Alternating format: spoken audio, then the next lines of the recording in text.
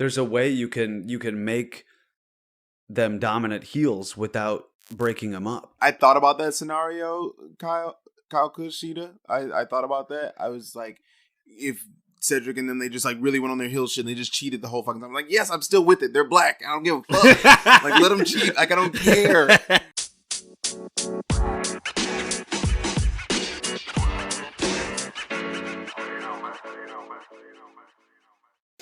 Wow. Fantastic. Here we is, baby. Oh, we're back. It's the trio's back together, and that's why that was so off. Boy, it's a fucking time. We gotta get our rhythm back. We gotta get that rhythm. We gotta back. get those rhythms. Well, dear Lord, here it is on a Monday night, and we're doing the 420 Wrestling Hour. Yeah, baby. And I'm already quite high. I watched Raw live tonight. I think we all did. That never happens. So I've got a good 3 hours of weed smoking in me. If you don't recognize my voice because I've been gone for a week or so, it's me. It's Over Easy. And we're going to try not to put any Easter egg references into this episode. we may have cracked a few too many eggs last week. If any of you guys stayed with us through those puns, I applaud you. You are true fans, and I'm cracking sorry. yolks and telling jokes is what we were doing. The first one was purely accidental, really. No, I quite enjoyed it. I told them via text message a couple days after when I finally got to listen to it all that I waked and baked and listened to it. I was just cracking them. I spit my coffee out. It was a great episode. I should not do the show more often. No, But please, yes. please Over stay. Easy, the Eggman. I am the Eggman. They are the Eggman. Goo, baby. Joob. The Eggman is back. The Kush Eater, aka Brett. Take a hit, man. Heart. Anybody? I love it. I love it. I think I would have liked it if you liked it. I don't know if I did. You were like, just like you like backed away from it. I did. So I'm not gonna claim that one too, but maybe Take the Hitman Heart is a good one. But yeah, I'm back, and I'm smoking on some what do I have? Lemon meringue Kush. Hey, it's not bad. Nice indica leaning hybrid, and I'm smoking it citrus out of our favorite here, Bianca Bong Air, the Hey, what up, Bianca? EST of WEED. So, what are you guys smoking on? It's good to be back. Yo, what up? It's Arium, Tell 'em aka the Canarium, aka the Stone Cold Stoner. I'm smoking on Lemon Bean. Yeah, baby. Of course I am. Sativas tonight. Sativa. I'm gonna switch over to an indica in about 10 minutes or so. We'll see. What's your indica? Baked I can be by the end of this show. It's still a GG Kush number 4. Oh, GG4, yeah. Yeah, I gotta get something new. I'm heading to Sunnyside this week. I have some GG4 shake as well. Nice. It's good shit. Yeah. And this is JB Bad, belts on belts on belts, Impact Driver holding it down on some Candy Jack. Candy Jack? Candy Jack. I'm messy, so I don't even know what kind it is. I just know Dog. it gets you high, and I like the name. So Candy Jack. I'm a professional wellness advisor, and I don't know what that is. I've never heard of that before. I'm excited. Well, it comes in a cartridge, and it smoothly gets you high. That's what it should do. There you go. It's a good There's a lot of weed going on the 420 Wrestling Hour tonight, and there's a lot of wrestling going on. Oh yeah, Wow, a lot happened this week. A lot happened last week. A lot's happening this week. But before we get into it, I hear the canaries chirping. Tweet, the non-kayfabe canaries. They can't land on his shoulder because there's something else there. They can't quite do that. It's and I feel like me. my nickname's being threatened now. I feel really threatened. Like, I thought I was belts on belts on belts. And here comes Arium behind me with a brand new Chang-a-lang and shining and glistening championship belt. Oh, how's it feel, champ? You know, it feels good. It's going to feel better if they stop fucking with me. I bought the Bobby Lashley plates for this new WWE Championship. Almighty. At the time, it seemed like an amazing idea. That laugh, on that oh my later. God. That was evil. More on that later. Oh, I can't wait. But that was an evil ass laugh. It was. Heel shit.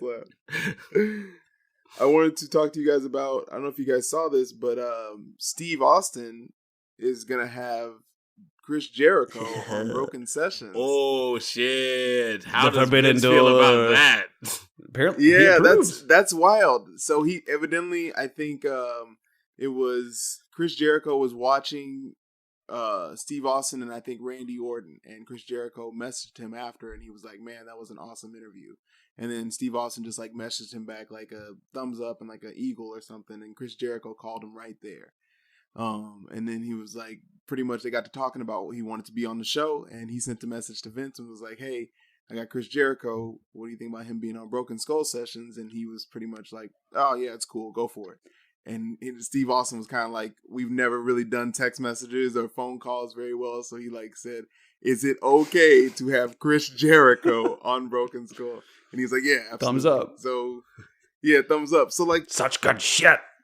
holy shit. I did not expect to wake up to that one. Yeah, that's wild. Man. I truly thought that was an April Fool's thing, and it was That's not. crazy. And I I realized didn't even hear that. it's an official post from WWE Network or whatever. So yeah, that's exciting shit. Do they acknowledge him as a former AEW champion, or like on behalf of AEW? Like, what? I mean, in the What do they post, say? Steve Austin in did the post, in his post. they say AEW's Chris Jericho. I mean, Wow. Like, this how is did the they same not company, talk about it? This is the same company that's erasing Matt Hardy and Jeff Hardy's return from their biggest pops on their website. So, Oh, the top 10 reactions. yeah, You shit. saw, he was upset about They that. took it Yeah. out. Yeah. Oh my god! Like, get out of here. Like, it's not unlike the WWE to Yeah. erase somebody from their history, but like, No. yo. So big on one ups to him, hand, man. they got Triple H on these conference calls saying, you know, kind of like playing surprise that somebody would even ask the question, like, what, this is huge. He's like, Vince has always said, we're open for business. We're open for business. If it's good for business, we're open for business. You're not open for, You know. I don't know. No. But this is an interesting thing that they would let happen, I Yeah. guess. So we'll see. Very We'll see much so. how much they talk about it. When's this come out? Sunday? I think it comes out Sunday. After Mania. I believe so. So that should Good be timing. interesting. We'll have to That'd be peep that. exciting. I'm excited. Oh, there to is see it. there is breaking news. I guess Daniel Bryan just got added to that interview, so it's gonna be a triple threat. I hate everything you stand for. Over easy. I did see that. I saw that You're, in a meme. you're a earlier. bad person. He was added, so it's Oh my goodness. anyway. What else is in the news? What are the Canaries saying?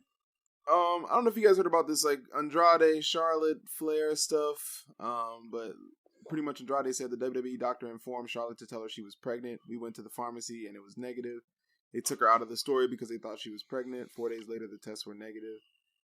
Whoa. So put her back. Yeah. So just put her back in the story. I don't. It's very confusing. I thought she had COVID. And What? I thought she had COVID too, and I think she might have too with this news. I don't know what happened, but what I was talking to JB about was they better be fucking careful. Like, don't piss her off. Don't do it. Like, really don't piss her off, because as I was telling JB when we were doing just like pre-show, just talking about the show, I was like, if Andrade and Charlotte Flair show up on AEW stage together, I will buy the shirt. Not like a Charlotte and Andrade shirt, but the AEW shirt. I will wear it. I will don it. I will probably have the hat too. Like, I will be an AEW Talk about a game fan. changer. Wow. That would be crazy. That would be wild. And I don't see it ever happening. I mean, it's not impossible. It's not like Ric Flair won all his titles in WWE. Like, No, Ric Flair was a loyal guy. What are you talking about? yeah, super loyal. Never switch sides. TNA, WWE, WCW, NWA. Never. I mean, stranger things have happened. Yeah, it would be. I don't see it happening, but if she gets pissed off enough, I could see it happening. It's worth guarding against. It's definitely worth keeping her happy to keep that from happening. Make it impossible if you want it to be impossible. Interesting. Absolutely. Mm-hmm. But that's all I got. Is there still a chance Charlotte winds up on WrestleMania somehow? Is she added to a match here before our very eyes? I feel like they're out of time. I do too. Yeah, Like having just watched Raw. Yeah. What are they going to do it Friday night? I mean, if they're gonna jump shot anybody into into WrestleMania 2 days before or 1 day before. I guess it's probably gonna be Charlotte, but as a white woman to the Black History Month main event. That's how you do it. That's exactly what this needs. Could you imagine if they added Charlotte Flair to Bianca Belair and Sasha Vince? Banks? Yeah, he's just like, break up the Hurt Business, put Charlotte in the triple in the match with. You know what? Hulk Hogan's gonna host with Titus O'Neil. Well, since you said it, there's a lot of rage in black wrestling fandom this week. There's a lot of anger. And this is a show about positivity, but I gotta get it off my chest. It is a bile and a pain sitting upon me. Now, I wanna pass it over to our champion because he's rocking the plates. Like, how do you feel about this? I literally just bought a Her Business shirt last week with all 4 of them on it. All 4. If there's no clearer indication that they just kind of ride on by the seat of their pants, it's that they made that new shirt just like a couple weeks ago. Like, that's a new shirt as far as merch goes, and they were still selling it. And then 5 days later, they're fucking done. Like, it just doesn't make any sense. And you know what? I guess the good thing about it is, like, I feel good knowing that I'm not alone. Like, a lot of people are pissed off. Batista, he tweeted, "Let's try this again. Who in their right mind would break up the Hurt Business already?" Answer, no one. Bad, #bad for business, #shaking my fucking head. Booker T was like, for me, I'd say another 6 months to a year running this deal as far as Bobby Lashley being the guy. I don't know, this kind of came out of left field as far as the Hurt Business breaking up. It didn't seem real. I'm serious. When I was watching it and I was watching Cedric Alexander do the interview and then Shelton walks in and said, "How long are you going to keep it without us?" I felt a little bit of something. Like, wow, man, it's over with. And it seemed like it was over before it got started. And I think that's to me is like my biggest issue. We talked last week about how we saw the picture, or 2 weeks ago, how we saw the picture of them all having belts. You know, like that'll just forever be etched in our memory. But it's almost like I know that it was just a facade. Like, even when I look back at that picture now, I'll know that, like, exactly, like, immediately what happened right after. It's going to be a bitter memory now. Just fucked up. Yeah. What do you think? Well, there was a lot of hurt that was going on. And I appreciate Kyle just letting us grieve for a minute. Cool. But there was a lot of pain that happened. That was one of the coolest factions I'd ever seen. I felt really proud to be a fan of that. And, you know, I love Kofi. He's on my belts. You know, I'm a fan of the Street Profits, you know, but like to outside casual fans, when I talk to them about the New Day and Street Profits, they're like, "Oh, you mean them guys that are always jumping around and twerking and saying booty and stuff?" Like, man, I ain't really fuck with that, man. But the Hurt Business is something that I could even take to those guys. And it hurt so bad to see them go away. And it hurt on 2 levels, because here's why it happened. You asked the question why it happened, and I actually have visual evidence of why it happened. Now, so it's a big secret. Now, here's the issue. I'm looking at the evidence right now. It's all your fault, Ariam. You broke up the Hurt Business. You bought the t-shirts. You bought the belt. You bought the side plates. You sent the message to Vince McMahon that you like the Hurt Business. And he's like, they're gonna boo Drew McIntyre at WrestleMania. We have to destroy this. And I know you might feel this as a black man. Have you ever done your job too well? Have you ever gone in and done your job so well that some way it's a problem? That's the Hurt Business. They did their job too well, and everybody fucking liked them. And in WrestleMania, they had to destroy it because Big Daddy Drew is the face. We talked about it. I talked about it for weeks. Like, he's the face. We weren't supposed to like this guy, and they made sure we didn't. They took it away from us to make sure we get a boo for Bobby Lashley at WrestleMania, and cheers for Drew McIntyre at WrestleMania when we get a live crowd. No Hurt Business t-shirts in the crowd. None of that stuff. And it's all our fault for liking it. That's pretty extraordinary. Eesh. Over easy, help us, brother. Help us. Drew's pretty awesome.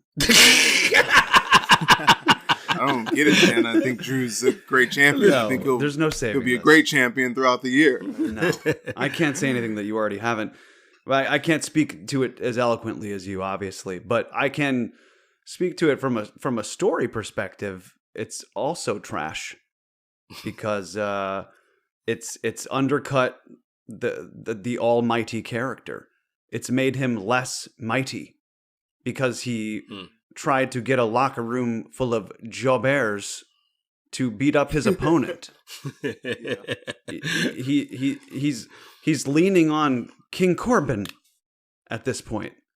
We had one of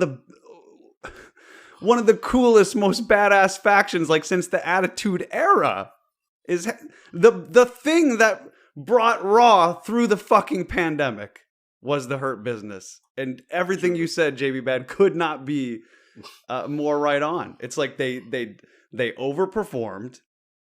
MVP is the MVP, and you can tell now with just him and Bobby. There's a he doesn't have the fire behind his eyes anymore. I mean, there's something that was taken away now. It's just watched it on the show. Yeah, and I like MVP on commentary, and I like that they're bringing him more and more into it, but and he's trying his best to sell it by making sure he's putting over Shelton and Cedric every chance he can get the past couple of weeks, and you know the Hurt Business isn't over. Just some people couldn't add up. So if you're asking me to try to wring some fucking hope or positivity out of this moldy ass sponge, then maybe the Hurt Business isn't over. Maybe, I swear, if they Owen Hart this in there, Owen Hart, Baron Corbin in there, I'm flipping a fucking table.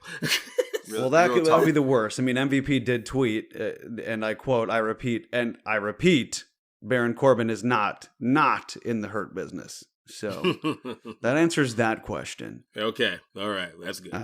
But that is good. And maybe after Mania, you know, you gotta do something big the Monday after Mania. Maybe that's where the fantasy booking internet wrestling community can whip them out and start stroking them when Keith Lee comes out and somehow, you know, the Hurt Business is reborn with a new image. Bobby Lashley's like, you know, I lost the belt, so now I got, or maybe he still has the belt, and you know it's time to rebuild the Hurt Business with people who can actually. I don't know.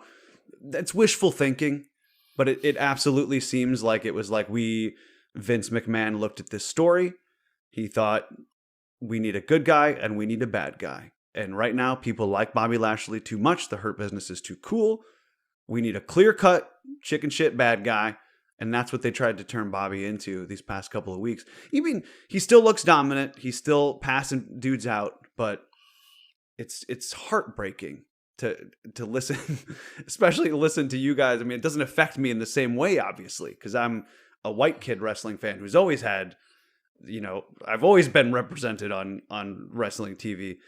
So I can only look at it from a story standpoint, but it's equally, I mean, it's not equally, but it's shitty. It's shitty. Yeah, it's so sad. Just so you know, anybody out there who has one black friend, that's how you stand by your black friends when they hurting. That's exactly how you fucking do it, okay? That's, you know, you see the situation, you validate it with their pain, and you add your own positivity if you got it, and you move forward. That's how you fucking do it. We're learning life lessons here on 420. And just knowing that MVP and them and Shelton and Bobby fought against it with Vince. They did? Now I'm gonna cry. Yeah. Oh yeah, you didn't. Oh, I should have said that too. Yeah. They literally had a meeting with Vince, Bobby, MVP, and Vince, and they were like, "Don't do this." And he like evidently at that meeting he dug his heels in even harder. And I don't understand. There's a way you can make them dominant heels without breaking them up. Just have them all go kill Drew McIntyre on Raw 3 weeks in a row. Just like this is what's best for business. We're going to beat the shit out of you every week until Mania because that's what's best for business. Sorry, it ain't personal. We're trying to win. It wouldn't have worked on me, though, because I definitely would have loved every fucking second of that. And to just go with JB's point, I thought about that scenario, Kyle Kushida. I thought about that. I was like, if Cedric and then they just really went on their heel shit and they just cheated the whole fucking time. I'm like, yes, I'm still with it. They're black. I don't give a fuck. Let them cheat. I don't care. It wouldn't have worked. Just they still probably would have got a pop at Mania. Yeah. Yes. With some fans in the crowd and Vince. Is this even a surer sign that Drew is gonna get that people pop with the belt at Mania? That's the whole point. And it's probably gonna start the show. In a way, he deserves it. Yeah, we can't take anything away from Drew McIntyre, I guess. No, I was excited about the feud though with Hurt Business. He didn't need to get rid of them. I thought that it still could have been a great match. And I still could have seen Bobby Lashley lose. I would have seen Bobby Lashley lose a little bit. I would have taken that a little bit better if he was still in a fucking faction. If he loses a faction and then loses the belt, I'm going to be like, what the fuck did we just witness the last couple months? Ugh. What was any of it for? That's that stuff in AEW, you can be bad, but it doesn't have to be all bad. You have Taz, throwing in the towel for Brian Cage to protect him, and that solidifies their bond for the next 6 to 8 months until the program they're doing now. He can lose, and then the Hurt Business can be there for him, and that's fine, and they can still be heels. Exactly. But that wasn't what he was responding to. He was responding to what me and Ariam did. We bought belts because we were Bobby Lashley fans. And when we were there, if we could have been there in WrestleMania, we would be hoisting those belts up, shouting when he came out, so he had to kill that, and he did. That's insane. But it makes so much sense. This man has too much power. It's all our fault, man. We got to stop talking good about Timothy Thatcher, or we just, we got to stop cheering these heels when they're supposed to be heels, or this shit's gonna happen to us. Oh, baby. Oh my gosh. But see, he didn't fucking. He never made Becky be the fucking heel. He tried. He tried, but then when she wasn't the heel, he fucking let her be the face. And that's what he could have fucking done with Bobby. If that's just not blatant as fuck, they messed up with Becky trying to be the heel, and then they had to make her face because the WWE Universe wouldn't allow it. And I guess, you know what? Also, to your point, maybe them not having a crowd and not having to deal with Hurt Business shirts and seeing all that pop up and seeing that actually there, they can kind of control the narrative.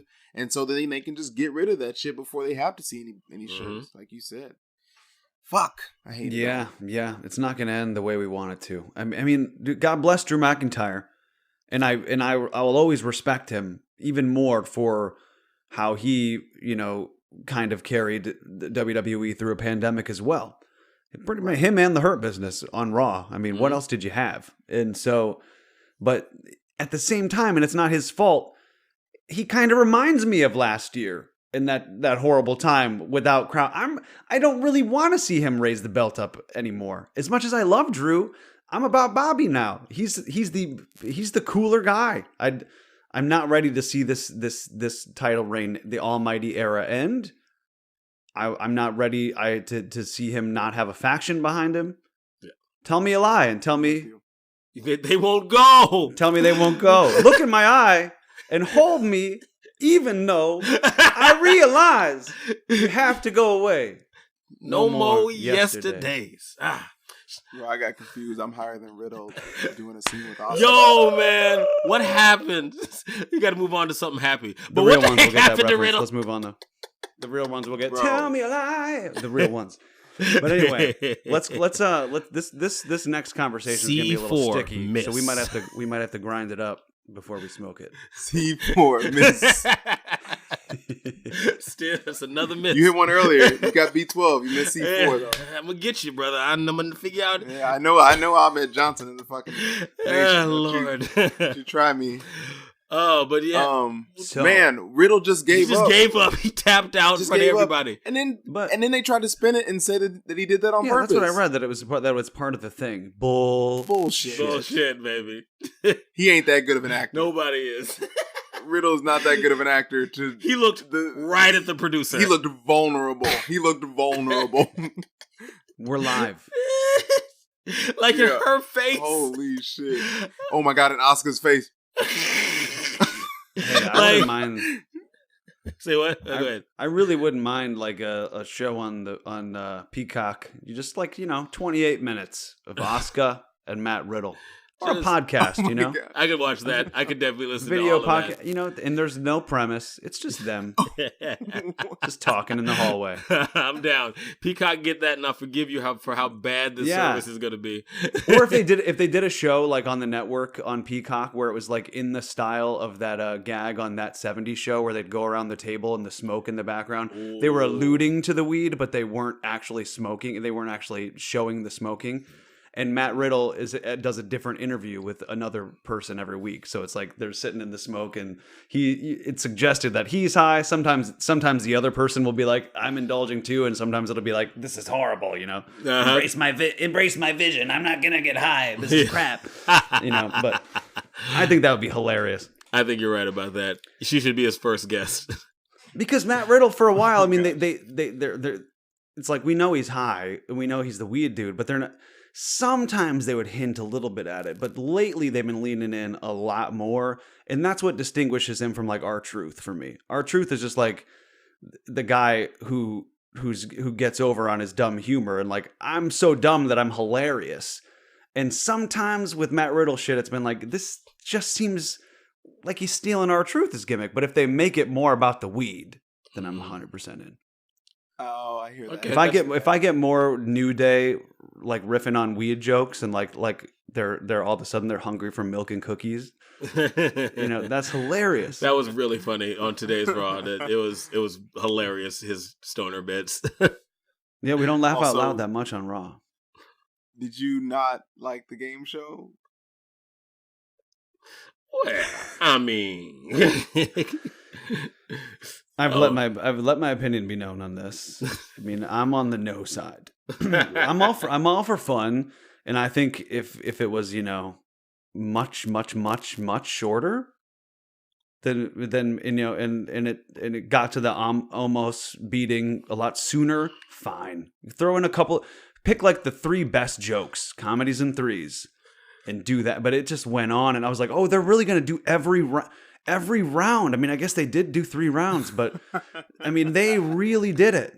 Like AJ Styles is there in his wrestling gloves, like drawing Pictionary. Like, that's the only clothes he has, man. You're right. And here's the thing: the whole thing with Omos has been he's smarter than the average like dumb giant. Mm-hmm. His favorite color is mauve. So now he wears a mauve shirt every week. Now I guess this is the thing.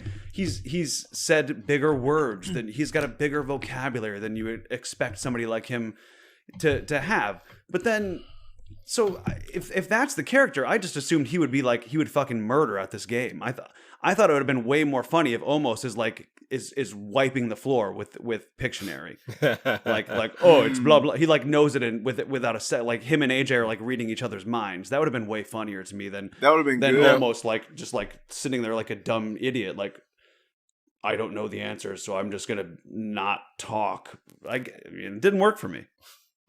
But I think if they went that direction, New Day couldn't be New Day.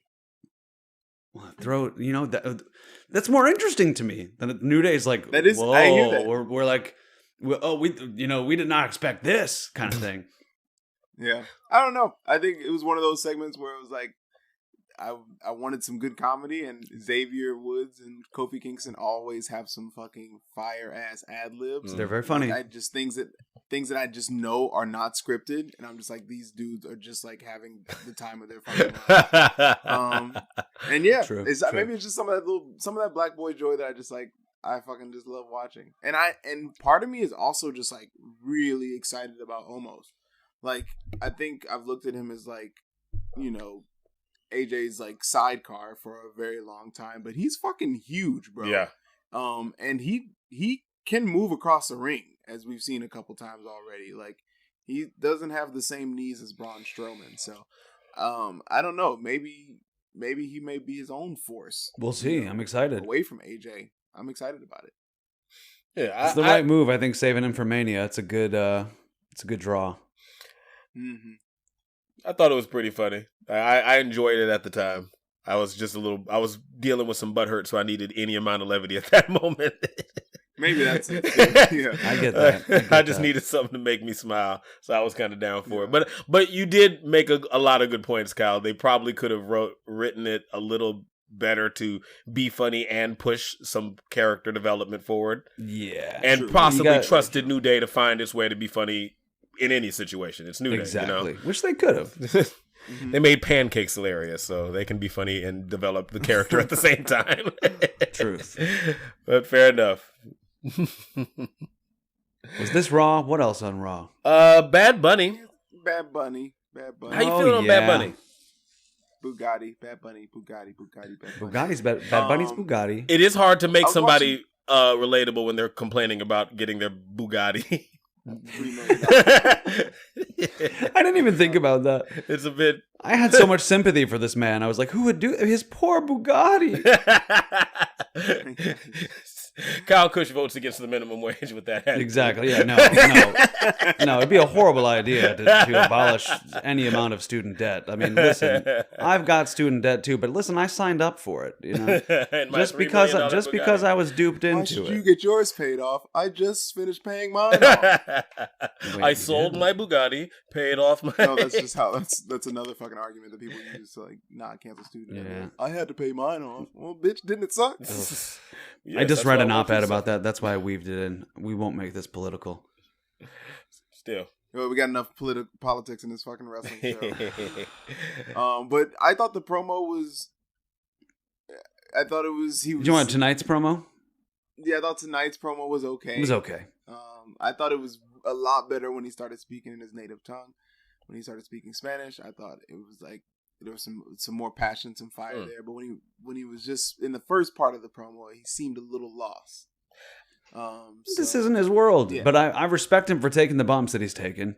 You know? Hell yeah. Oh, God, though. I want to talk about, like, I watched that promo, too, and I, for the record, agree with what you just said. For me. Mm-hmm. But my wife was sitting next to me, and she really enjoyed the first part of his promo. Okay. Like, she fully connected with him. Like, she empathized with him speaking a different language. She said he was earnest. She said, I believe what he's saying. He looks serious. And yes, he did come to life more when he spoke naturally. Like, we could all see that stuff. That makes sense. But she really did connect with him on, like, a human level just with him working to speak English. Like, something about that worked for, a casual fan, which I can only describe my wife as. Yeah, it's a good point. Yeah, just for the record, I'm with you, but cool. Maybe it's hitting a different way to different people. He got his points across. I respect you and what you've done. He put him over, 2-time champ, but you don't respect me, and that's not cool. And she really felt that. She's like, I'm enjoying this. Like, shut up. I'm trying to watch. Interesting. Like, I was like, okay, baby. So, the bunny's connecting. Yeah, so that I don't want that to go unsaid. I hate to be nitpicky, but I just wanted a brief segment where we see whatever the hell. So Bad Bunny and Damian Priest show up in the Bugatti, and they get out and they're walking with a mission. Like, we're going to beat some ass. So I was like, oh, are they going to find the Miz and Morrison? So I guess I wish I would have either seen them, looking or partying or something. Maybe they got some girls or something, and then someone's like, hey, Bad Bunny, something happened with your car. And Damian Priest gets up to go with him, but Bad Bunny's like, no, you stay. I got this, kind of something, just to let me know why the fuck Damian Priest wasn't there. Why he shows up 3 seconds after. This guy is the Diesel to the Shawn, like he's the bodyguard at this point. Where the fuck were you? Something happened. This is another one of those things where you don't get rewarded for paying too much attention. Yeah, you paid too much attention and you ruined it a little bit. What am I doing? What am I doing? I should have been smoking more weed and not thinking. Yeah, like that. But no, you're so fucking right though. Those are just the little things I want that I feel like I would have got over on AEW. Like, not all the time. It's the connective tissues that I learned this I learned this in fight class. It's not the punch that people see. It's your reaction to being about to be punched that really sells it. Yep. Like Ric Flair was great at those things. Like right before you ran him over, he'd look at you, be like, "Oh God," and then he'd hit you, and that "Oh God" is really what the sell before the sell. Mm-hmm. Like that's and to turn that into storytelling, it often isn't the giant beats that don't make sense. It's the little moments in between that bring you there that just make no sense if you think about them. Yep. Wow. So maybe WWE is just like listening to this and laughing because they're so ahead of our stupid marks. And this is all because Damian Priest has been working for Miz and Morrison the whole time, and he's about to turn on Bad Bunny at WrestleMania. Who knows? And then all of our questions will be answered, but I doubt it. Damian Priest was just taking a big old shit. Yeah, man, had to go poop, brother. Hit the lights, baby. It is interesting to look at them on screen together and for the wrestler to legitimately look cooler than the musician. Yo, Bad Bunny, put on some shoes, bro. You're wearing slides down to the ring. Like, what are you doing? In leather pants and a weird, ugly green t-shirt. Like, I don't understand like millennial dress, but the idea is to look as bad as humanly possible sometimes. No, that's not millennial dress. That's a Zillennial. Zillennial? Okay, my bad. Yeah, you're right. I put that wrong. Wow. Like, I'm a millennial. Like, yeah, it's. I'm a millennial. Yeah, it's a little younger. Like, I don't know what that is. I don't get it either. They were like dirty forces. Like, it's just interesting. Go ahead, man. No, I'm just saying, like, I watching old Raws back when I was allowed to. The person, like, Walter Payton always looked, and Bruno Sammartino, they always look relatively cool and slick next to their wrestling counterparts. A motherfucker in red panties or a giant orange, jumpsuit. They looked relatively, normal. Now it's the wrestlers that look like they came dressed for the occasion. And the musicians look like they just rolled out of bed and said, "Just dress me." In whatever you like. Whatever. I'll never forget Razor Ramon in that yellow spandex outfit talking to Walter Payton. I was like, what is happening here? Oh my God. Sweetness, baby. Miss. What were you saying, Ariel? Miss. What? You missed. I missed? Missed what? Yeah. Oh shit! Oh, was I called upon? You were missed about the on Battlefield. Oh, I missed. You missed. You're talking about Battleship. The Battleship. I'm trying to find it. Battleship. Missed again. Another one he doesn't know. You missed that one. I was like way behind on that reference, but then I got it. Oh, I was gonna say, though, they brought back the like animated fucking match cards, and I fucking love those. Animated match cards. Where like the wrestlers like moving. Oh yeah. And then they fucking like freeze. Oh, okay, yeah. I like miss those from back in the day, and like they started doing that with this WrestleMania, and I'm like, I'm pretty. Yeah, no, that is cool. That is the throwback. Like they kind of lock into their pose position. Yes, I fucking love that good shit, man.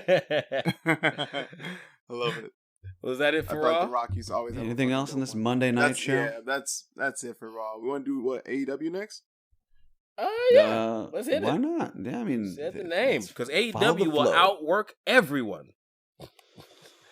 Working. Boy. Come on, old man wrestling. Let's get it. So the match started, and I was like, man, I hope this is good. And then I was like, you know what? It's cool to see JR calling Christian's debut match in AEW. Mm-hmm. Like that's kind of cool. The pace was slower. It was like a WWE style pace. Mm-hmm. Which I thought was interesting. I was like, it's the only pace he knows. It's mostly what he knows how to do, and so it's gonna be interesting seeing him like wrestle with a lot of the like different type of styles that are in AEW. I thought it was a decent match. I don't think I was like fully into it, but I literally wrote, I'll leave it to my co-host. Like if you guys loved it, then I'll fucking say I loved it. But I thought I was fine while watching it. Yeah, I enjoyed the match because like it was Christian's first match back. This was like, can you hang? Like, can you literally hang? Like, and it was interesting to, as you said, see a WWE style match in AEW, which you don't often see. Like, you don't even, I watch WWE so ubiquitously, like, I don't even think about a WWE styled match until I see it elsewhere. You know, and it was like, well, that's interesting. This is really interesting. You know, and maybe that's what they're bringing to the table. Like, he's a different flavor, and that has always been AEW's. Do you like deathmatch? We got some of that. You like lucha? We got some of that. You like women's wrestling? We got some of that. And now we got a couple of WWE style wrestling matches that we can do because people don't hate those. Otherwise, WWE wouldn't be as successful as it is. True. That kill switch looked good. Kill switch looked great. And he looked tired. 7 years to 7 years. We got him blown up a couple times. That was the Unprettier, right? And now it's the Kill Switch? Yeah, the Unprettier was in WWE, and Kill Switch after he left the first time and came back and was like, look, Vince. Okay, I got you. Stop calling it the Unprettier. It always reminds me of that TLC song. I always think of that. I'm pretty too. Was it which one? Make you feel I'm pretty too. Yeah, that's what I was thinking of. The Scrub I was song. Beautiful, but what was that mean to you? That song was a jam. Damn unpretty. Yeah, he was Yes. like, no, don't do that. Like, it was Kill Switch and TNA. I'll come back on one condition: we never bring up Unprettier ever again. God bless. I guess the question is, I mean, we watched the whole show on Dynamite. This is the first time that Christian Cage has wrestled. Did he outwork everyone? Did he outwork everybody on the show? I don't think so. If that's gonna be the catchphrase, you better make sure you do it. And if you're gonna start the show, you better make sure you set the bar high. And it was a good match. I may even say it was a very good match. A nice way to open the play. Yeah. But he did not work everyone on the night. All right. It was one of the slower matches that a Dynamite has ever started their show with. That is a true statement. That is a very true statement. And I think that for me, it was a different type of like launching pad for their show that I had never been accustomed to. Yeah. And who was somebody was next with Cesar Jaboni. I think I'm calling him Jaboni. I think his name's Bononi. Cesar Bononi. Cesar Bononi. Yeah. Cesar Jaboni. He's Jaboni. You bogus. Yeah, wait a minute. A future champion. Anyways. Well, could be. How long? Wait a minute. So yeah, but I didn't. MLW champion. I may have stepped out or something when that Cody match happened, when Cody wrestled Cesar Bonani, Cesar Banana. But no, that was stop that. You have to get out. You are a banana. You've gone soft. And you have no control over anything other than our potassium level. You giant banana. Cesar Bonarni. Cesar Bologna. You know. He wrestled Cody, right? And he wrestled John Moxley. Oh, John Moxley, that's right. And he had two dudes with him. One of is this a little faction? What's going on with that? Who the one dude was JD Drake, who was a freelance guy. Hey, is he? He was in the Workhorsemen with Anthony Henry, who just signed with NXT. Oh, that's good. Oh, sick. So both of these dudes are really good, and I've seen them at freelance probably 10 times. So it was cool to see that guy there. I don't know in what context he's doing or what he's doing with Cesar Bonner and that other guy. But I guess keep your eye out for JD Drake because that guy's really good. Oh well, keep an eye out, bro. Keep an eye out when you are in the locker room. Because you don't ever know when Jericho may be. Oh, yo, that was dope, man! Brilliant. That was so much fun. Man, that gave me like. I think Kyle Kushida wants to talk about factions a little bit later, but this gave me in a good way like some WCW like versus NWO vibes. Like this, as they were like going through that entire segment, the filming was fantastic. By the way, I was like, this is a pay-per-view. A whole pay-per-view worth of matches in itself. in just these two factions. Like, you get a Wardlow versus Hager match. You get an FTR versus Santana and Ortiz match. You got a Shawn Spears versus Sammy Guevara match. You got a Jericho versus MJF match. Yeah. Like, you could fill up could fill up a small size pay-per-view. Wow. You could fill up a whole card with like a small size pay-per-view, like 2.5, 3 hours with a couple breaks in between, like of other people. Yeah, they could be the whole thing. Man, I was so into this shit. But I mean, they won't do that. But wouldn't it be cool though, for them to go through however many years that it will take to go through all of these amazing stories, and then edit that into like an amazing compilation thing on like whatever AEW's version of their network is whenever that happens. To watch like all of that edited with all of their promos and vignettes and shit with the matches interspersed in, like the story of these two factions. Yeah, that'd be like a 9-hour epic like Marvel movie thingy. The Snyder cut of the Snyder cut. I love it. I would totally be down for that. I'd love any feud that would do that. Yes. I'm into it. It would have to start with MJF like joining Inner Circle. I mean, this is great. That could be a real strength for AEW with all the little hidden symbolism and storytelling, the way they craft their stories, and the fact that they do it long term. They packaging them like that would actually really serve them well in a lot of ways. Truth. They could make mini movies out of a lot of stuff. Mm-hmm. Goddamn. And we wouldn't feel like they were lying to us. When WWE does that, you get the sense that, like, nah, I remember that differently. Yeah, truly. So, WWE loves to edit history, as they're currently pissing JB Bad off by editing all of the Raws before 2008. Who the fuck wants to watch Raw after 2008? Man. Bro, like, dog. What? You're paying less for Peacock, so you should expect less content. I'm definitely I'm receiving it in abundance. Listen, you're paying less, so I mean, what do you expect? If I was simple supply and demand. Free market out of your mouth. Listen, there's no such thing as a free lunch, okay? In this case, there's no such thing as free Attitude Era content. I hate you. Okay, I'll pay a couple extra dollars to have better content. Dude, I miss WWE Network already, man. I miss I miss clicking on the. Sorry, I just like totally changed it, but that shit sucks. Yeah, man. Like no Raws, commercials. I can't even get past the organization of it because there's nothing on there that I want to see. So I don't even know how hard it'll be to find it because what am I fucking looking for? I did go on there yesterday, and only because they advertised it right from the jump when I went on. There's a couple new Untolds that I watched. One of which was the Untold of Mick Foley versus Edge, their WrestleMania feud, which is a great watch, and then the story of APA with Ron Simmons and JBL, which oh my gosh, that was so good. Which I also liked, but I was very annoyed by like the 6 commercial breaks. Right, I'm not used to this. I think you can pay to take that out. Which can you? Yeah, I think if you do $5.99, you can get rid of that. What the fuck? I mean, I have Peacock Premium. I pay the extra, and WWE still has their own commercials in their programming.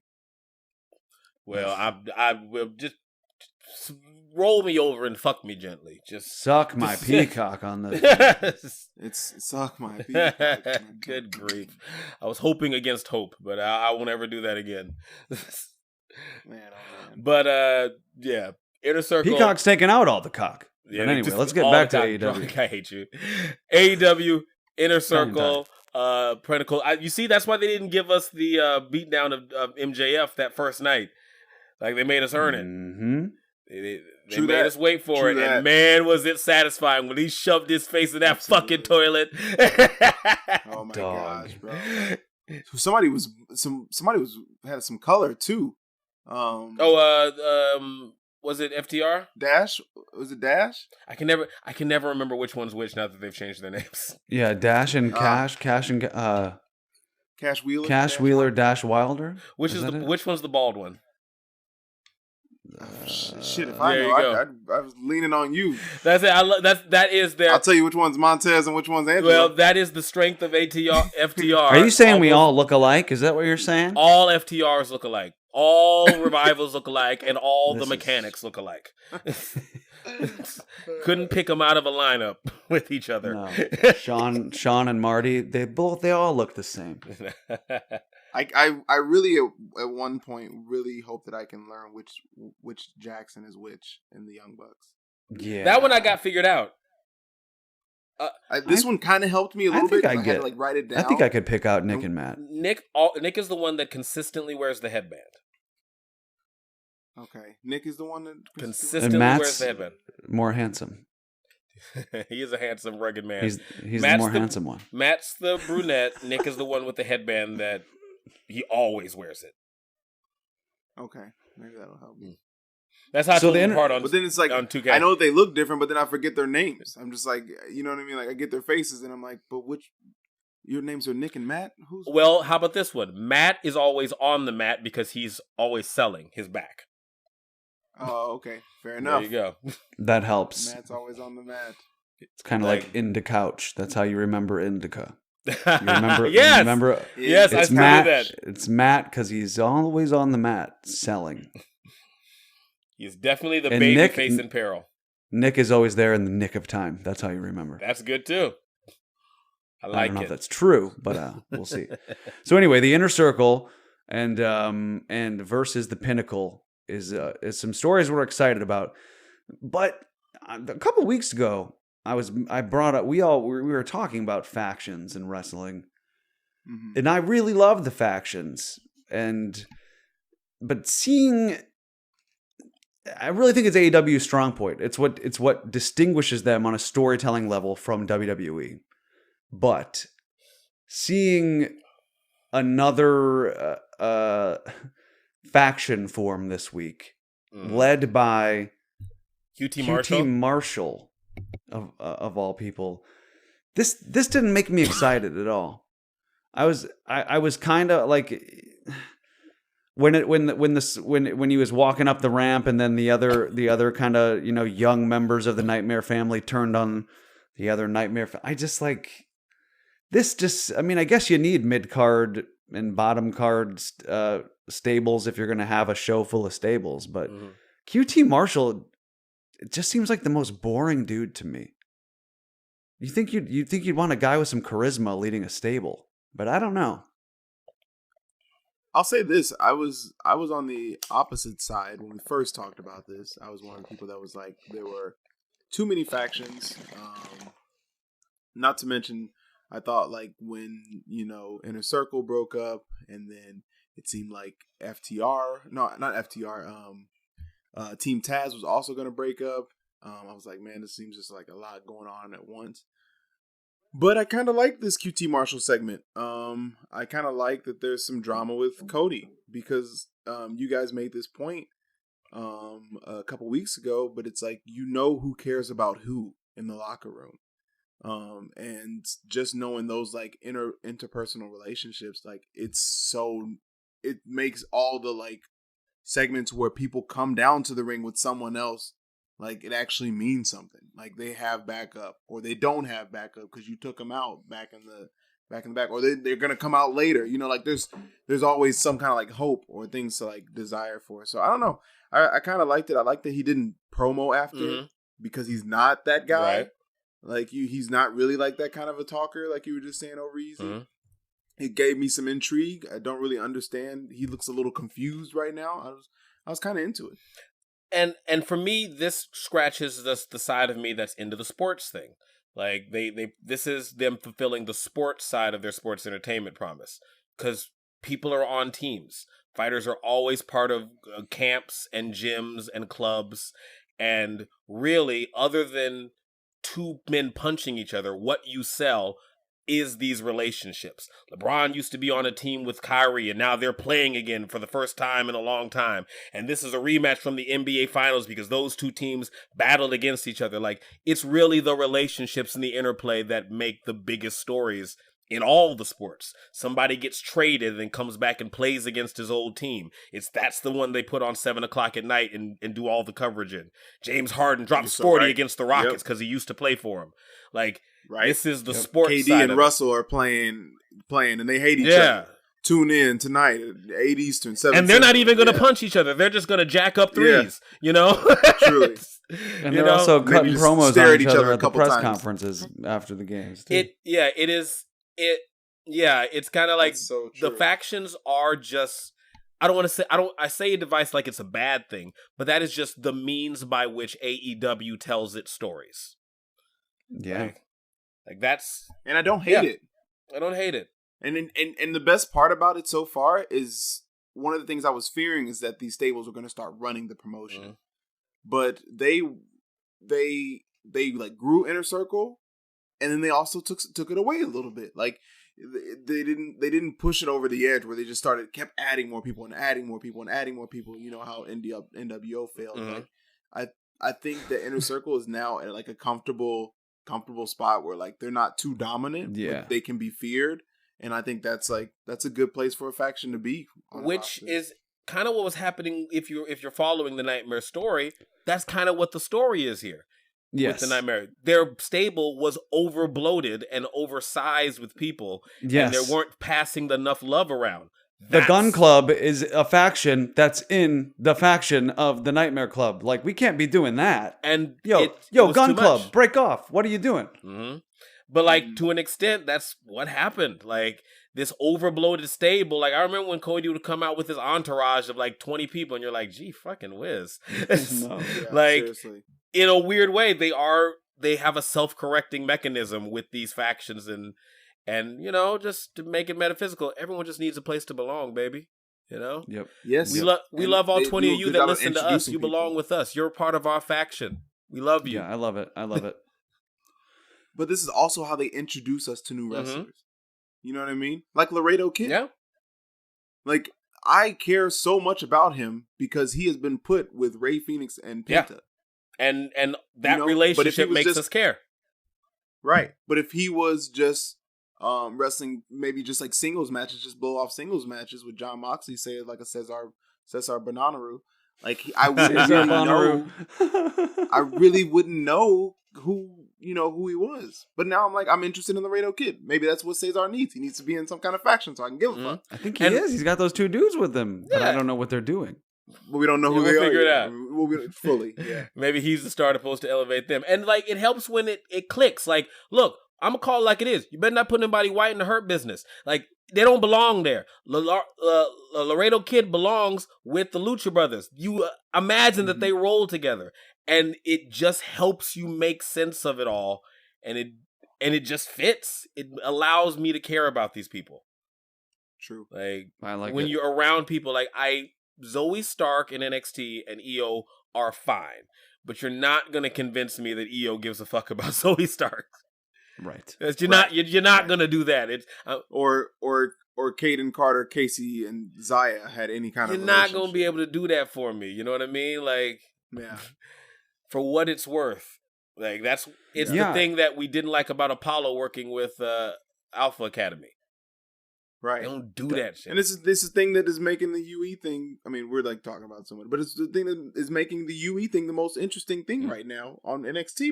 Arguably, is because it's a faction who cared about each other. Mm-hmm. Exactly. And WWE has a very hard time even making us feel like tag teams care about each other because they're ragtag all the damn time. Mm-hmm. Ain't nothing but the truth, my brother. It's true. It's true. It's true. Chris Statlander's back. From outer space. I don't want to skip to the end, but I just have to say that like I'm so excited that she's back. I forgot that she was signed with AEW. Like, that's how long I feel like it's been. And I don't know if she was like injured or something or just took some time off, but like that's a huge, huge addition to the AEW women's roster. Yeah, baby. Holy I can't wait to fuck. see her like smashing into people and have a nice feud with Jade. Jade, yes, come on. That's gonna be so good. Amen. I mean, after Jade is finished eating red velvet. Yes. Another thing that was sad about the QT QT Marshall thing, they were doing their best, but it's obvious that the role of Jade the role of Velvet in all parts was supposed to be played by Brandy Rhodes. Right? Just very, very, very obviously, this is supposed to be Brandy Rhodes right now. It hit better if it was. I don't know. It'd be a lot cooler really if it enjoyed was. Red Velvet. I hate you. I really enjoyed Red Velvet, and I do not enjoy Brandy Rhodes. No, I don't not enjoy them as wrestlers, but like the story that she's in, she's playing the character of Brandy Rhodes. Like, you know, that makes sense. They literally, I mean, the announcers pretty much said that. They're like, somebody's got to step up for Brandy here. And here comes Roy.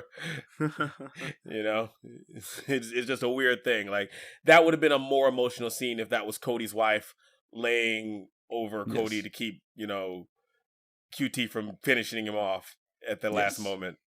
But, you know, she's having a baby. You can't do that. Now, JB, I have a question for you. Last week on the episode, we talked about something that wasn't working in NXT for Ty Conti, and it was her coming out in the robe. Okay. And then taking it off. And then the week fucking after, she comes out in her robe. She must be listening. What did you think? She's got to be listening to the podcast. And I did pick up on that. So let me go ahead and ask you a question so I get it right. What did you think about that as something that you had in the past said that you did not like? Now, okay, and I saw this same robe, and I talked about it with my wife because we love talking about the fashion of the wrestlers. And you're quoting me almost correctly.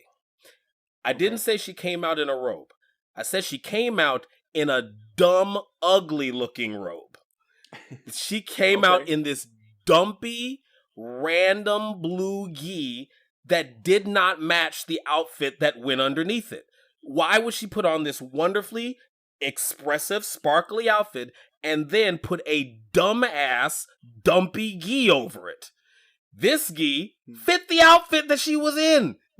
It was not a dumb gi. It looked like it was her gi. It looked like she had gotten it bedazzled or designed to go with the outfit that she was wearing, and it showed her personality. What it wasn't was just a dumb prop that somebody gave to her and said, "You do BJJ here." So that it. I don't know anything about geese, so I leave it up to you. I mean, like, it was it's funny that you brought that up because it wasn't the robe, as I found out. It wasn't the robe. It's that it didn't look like it belonged to her. Like it just, and that one did. It's like, hey, it fits me. I like the little styled BJJ robe. My boy does BJJ, and he has like a custom gi that has like anime characters on it because that's him. You know what I mean? Like this gi. But see, here's the thing I think is like watching Ty Conti's character in NXT and now in AEW, like she does kind of seem like she was that like sparkly robe person. And she doesn't really seem like she's that Hikaru Shida, like Shayna Baszler, Jessamine Duke, Marina Shafir MMA artist. Like she seems like the latter, the former. So I think that's where like in NXT I was like, oh, okay, it makes sense because she is kind of this like fun having Brazilian jiu-jitsu person. And then they gave her that dumbass robe that didn't. It looked like it looked like her dad's robe. Like, I don't know. I can bedazzle that shit. Match your gear. I love matching gear. You know. What else on AEW? I can talk about something else because I really enjoyed it. Obviously, you guys know I don't give a fuck about Miro, or I do, but they said Miro was undefeated, and I said, who knew? I didn't. I can't even tell you who he's faced. But he looked great in the match. I thought the match was fun. I thought the spots were awesome. I thought Trent returning with his fucking mom in the van, and just like I don't know, it was like an early 2000s like rock, like punk rock or pop rock song playing, and then like they gave a thumbs up to the mom as like she's sitting in the van. That shit was great. Like, we're all good, mom. Like it was just fucking adorable. Like it was amazing. Then we got to see the really cool best friends transition to where it zooms out really quickly, like again that we haven't seen in a long time. Like that felt like it should have been on a pay-per-view, and I was like, that is so cool because they give you shit like that on Wednesdays. And moments like that. That's what I was saying when we were watching Revolution. Like, that's what's kind of hard about them. It is hard for them to turn the volume up more when you get a pay-per-view. Like, because they give you stuff like this on a Wednesday or a random Wednesday. That's true. Like, how do you actually turn up the volume? That's true. It's God bless them though. It was cool to see them put that in the main event. I mean, I guess the Legos, that was funny. That was just fucking funny. Yeah. Like we've done thumbtacks. We did that last week. Like I got you. Like let's have a little bit of fun. I don't need another blood match. Let's joke about it. Legos. It's a good point. It's a good point. You know? Like, and that's that variety, you know? Like, you don't get the same thing every main event, every opening, you know? You can't run your clock by a AEW show. No, speaking of clocks, let's put 1 minute on the timer. Yep. Oh, yeah. I'm already ready. We've got an Impact minute. Let's do it. All right, here we go. We got 3, 2, 1.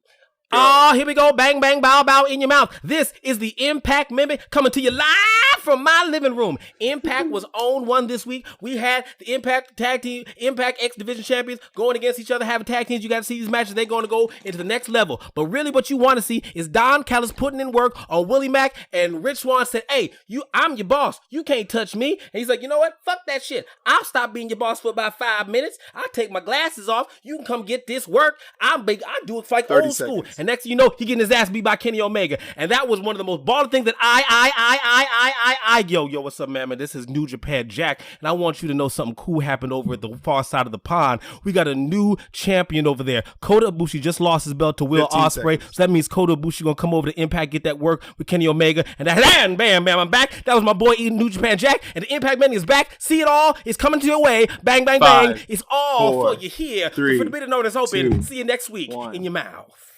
Yes. New Japan Jack. Oh my God, we're gonna have to give New Japan Jack time now? No, you're not. He takes over maybe 15 seconds of the Impact Minute, and probably not ever again, because that. Yeah, I had to mention the switch over in.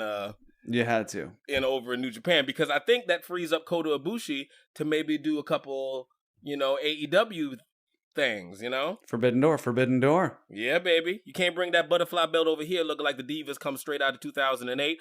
But since you ain't got that shit, maybe you come visit your boy Kenny. Bada bing, bang bang in our mouths. Another Impact Minute from JB Bad. I love it. Oh, shall we hit NXT? I think we're ready.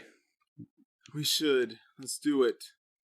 We are not your kind. Hey, I missed that song. I know. I think of all the songs in the Wrestling Abyss floating around with Humberto Carrillo. They're in there too. It's like every time like Andrade's theme song, a banger. Oh my God. We'll never get it. Like, it makes me sad to think about. Like Retribution, shut it down. Like, come that on, song was fire. Come on, brother, do it one more time. Shut it down. There it is. It's in the Abyss. It's just like playing on a loop. It's so sad. Playing with EC3's I am the top 1%. Man, what a perfectly crafted boy band. Like, that was so good. And it just never saw the main roster. It could have. I can't. You know which one? Once like one that I really miss too. Then probably most people don't give a fuck about. These battle scars. Fucking Bo Dallas. Oh wow! I forgot about that one entirely.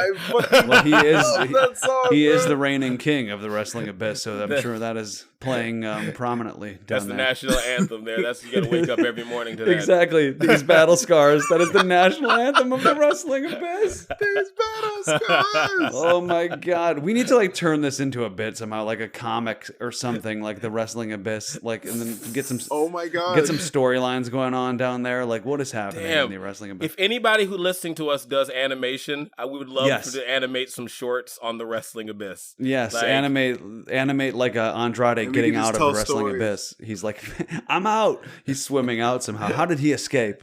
He's gone.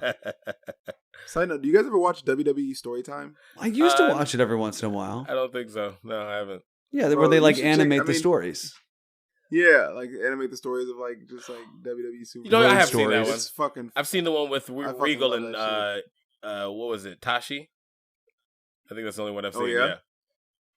There was like one with like I think Vince wrestling someone on a fucking plane. Yes, he wrestled Kurt. I have seen these. Yeah, Kurt Angle. Yeah, They're fucking good. I mean, they're great to watch high. Stoner fans. Yes, that's what this needs to be. There you go. The wrestling. Holla at us, Animation. You can be part of 420 Podcast Animation Wing. Let's go. At 420 Wrestle Hour. Reach out to us, There it man. is. Yeah, NXT. Well, EO got bounced around the show like a ping pong the whole night. Stay down. That was pretty good. That was high comedy. Like, I want to go back and play yakety sax over every attack. Like when she threw my girl through a wall. A wall. Man.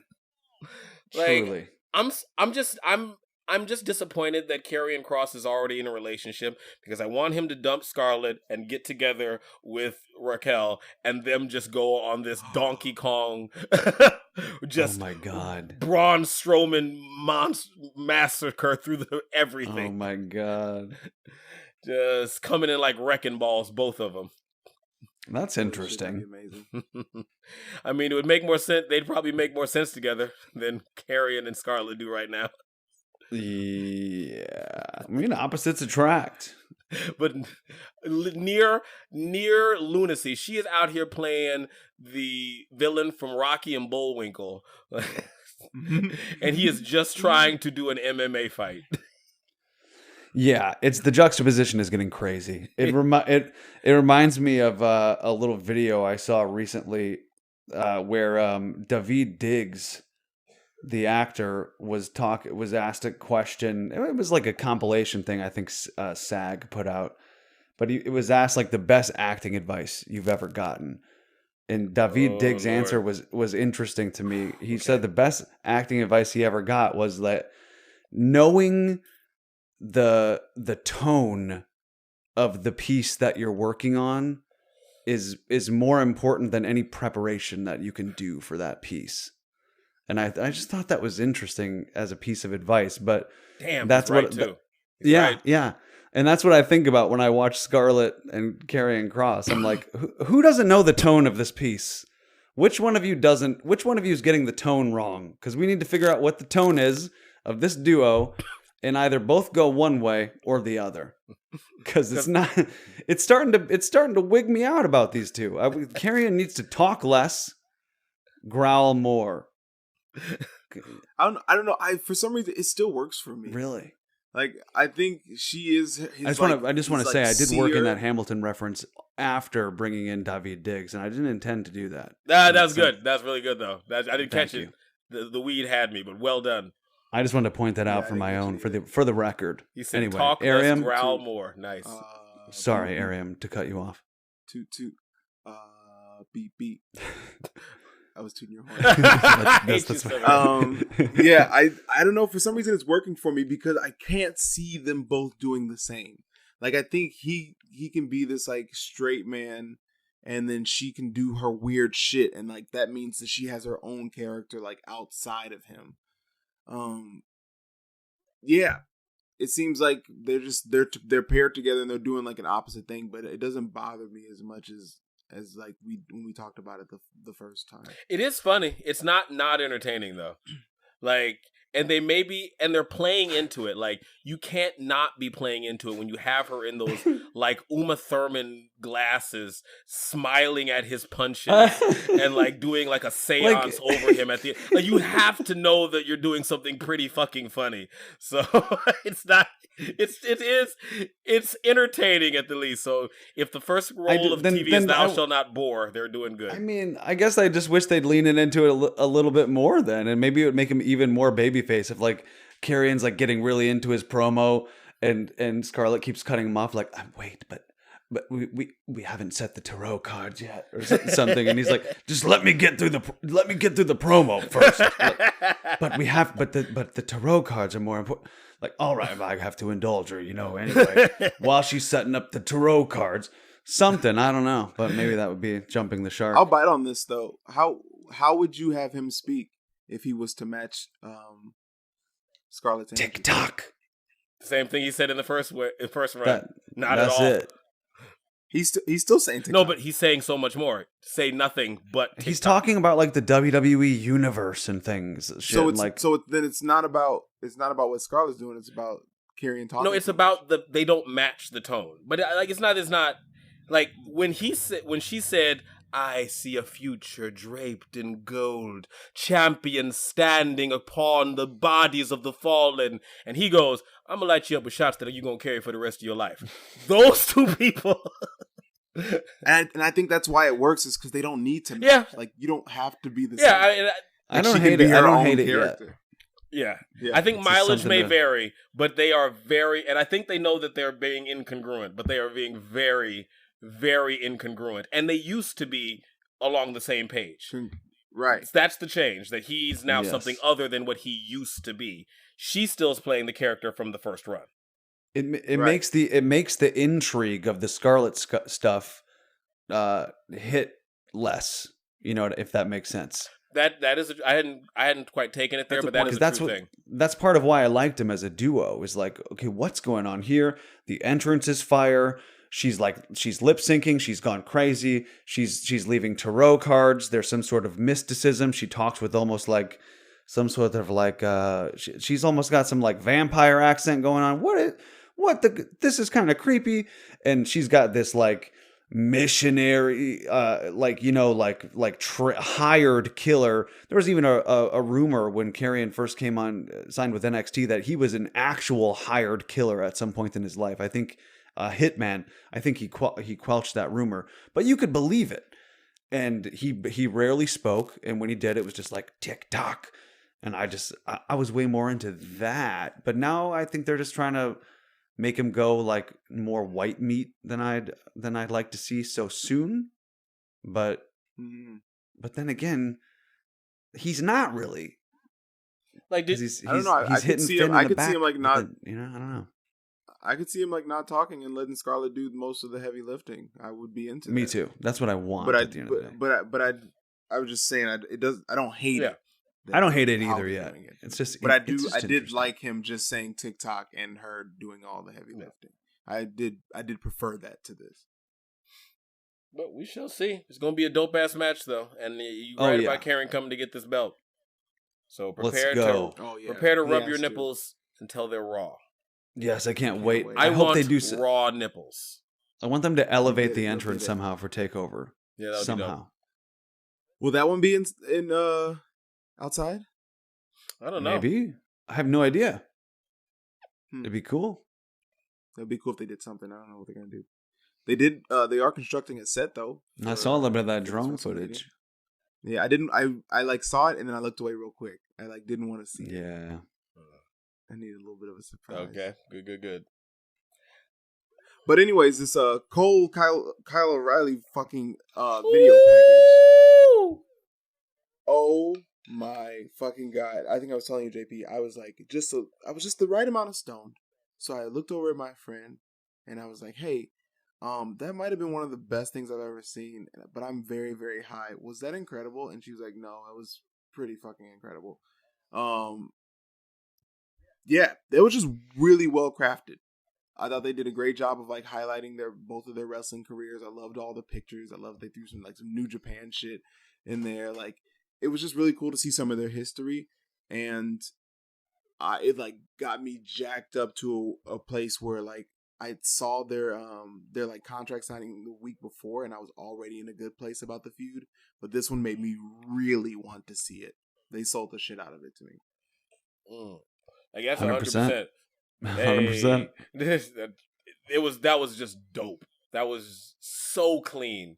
Like the suits, the music behind it, the shots on the beach with Kyle screaming to the heavens. The writing from last week, even though we just heard it a week ago, being recontextualized and put over stuff, that's why you were asking for not just good booking, good writing. Moment to moment, yes. The lines that they speak to each other also have to be compelling. The stuff I said a week before that about how the cop stuff would look better in the package. You were right. 100%. And even the dojo shit. Even the dojo shit, which I thought was like a very, very weak scene. It looked pretty fucking good in the video. I was like, what the fuck? And all you remember is the finish. That's all you remember. You know? This is the main way, whereas like AEW's factions are the way it tells its stories, promos are the way WW tells its stories. Yes. Like, you're right. That is packages, vignettes, promos. packages like that's that. their main conduit for you understanding who these That's their people bullseye. are and what they're about. Like, Yep. Mm-hmm. Man, I love it. Really, really enjoyed it. I cannot wait to see it, how it pans out. mm-hmm. All right, so I gotta ask both of you a question. Ooh.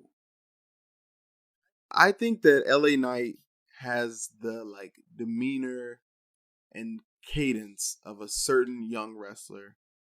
Who do you think LA Knight's like favorite wrestler is? If I would tell you that I think this would be like his favorite wrestler. Ooh. Now I'm doing an impression of him in my head so I can try to find. Are you talking about the great one? The Rock? He gives me a lot of Rock like his cadence is rocky. Yeah. Is rockish. His mannerisms very are rocky. rockish, right? That's what I've been thinking. I've just been like watching him, like even the way he carries his body, like around the ring, like he moves like it's like that head jerk that like yes, yeah, you're right. I hadn't thought about it until you just brought it up. Me that's really on point. Like I can't unsee it. The way he even points at people. It's very wow. It's like Rock. What is his saying too? Like that's not a spoiler. That's a fact of life or something like that. Yeah, like, not good. That catchphrase. It's not a good catchphase. What does that even mean? It like The Rock would have said it. Well, yeah, one time he was like, because what does he say before that? He said that LA Knight is the game, and that's not an insult. That's just a fact of life. And I was like. It sounded cool when he said it, but it made zero sense. Like, you are something about LA Knight being the whole game or something, and that's not an insult. No, it's not an insult. You were saying a good thing about yourself. Like, what? Right. I get it. It's like, hey, don't take this shit personal, man. Ain't nothing you can do about me being the best. I get what he was trying to say. Bronson Reed after me, who beats me. Yeah. And beat by Bronson Reed. Yeah, and I don't mean to skip ahead to the end of the show, but LA Knight wins the gauntlet and then goes and confronts Johnny Gargano, and Johnny Gargano has the line of the night when he calls him La Knight. He says, "What are you gonna do? What are you gonna do, La Knight?" I was talking about being the right amount of high. I laughed for like probably 70 to 90 seconds about that. La Knight, he got me.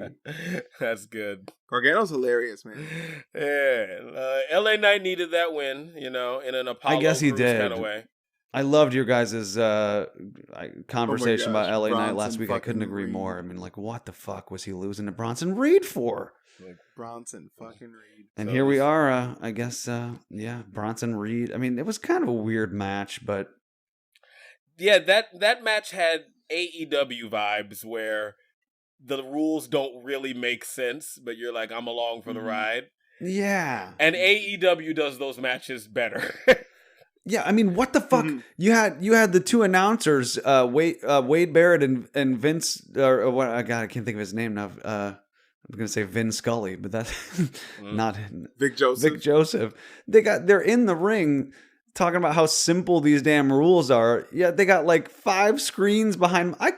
My high ass could not try to make sense out of what was going on. I was like, wait, I was like, I'm a smart guy, relatively. I think I could figure this out.